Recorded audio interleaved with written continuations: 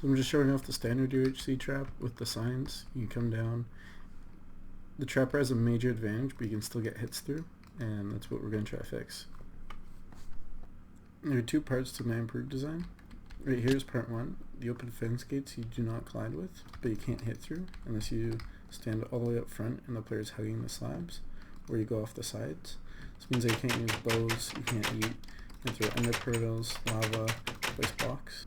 And this is the second part of my design. The signs along the slabs mean that even when the player stands all the way up close to the wall, it's harder to get hits through. It is possible, but it's much harder. So this is the view that the trapper has. You can get hits through just as easily, and here's it without the signs if you don't want to add that step. And finally, one of the best things about this trap is that the fence gate can stand on its own while the sign has to be attached to the block. So when it comes to the trap, you can actually have gravel up there.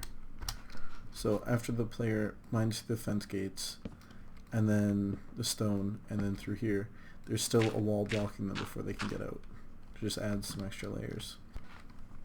Maybe they try breaking this here and placing that, and then going up here, and it just will not work. Well, what if the players torch the gravel, or they have a pressure plate or a half slab, but nobody crafts that in UHC? You might worry about the player closing the gate and then landing on it, but the gate has a regular interaction box and then a 1.5 block collision box. So from this half slab over here, I can't reach the gate, but then from these snow layers I can.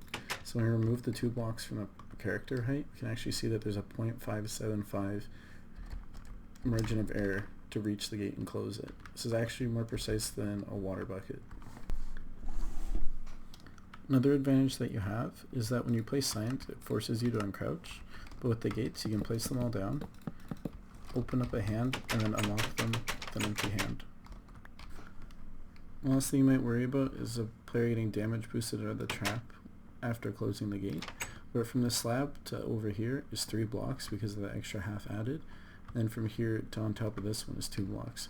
So it's very hard if it is possible, and it will probably not happen.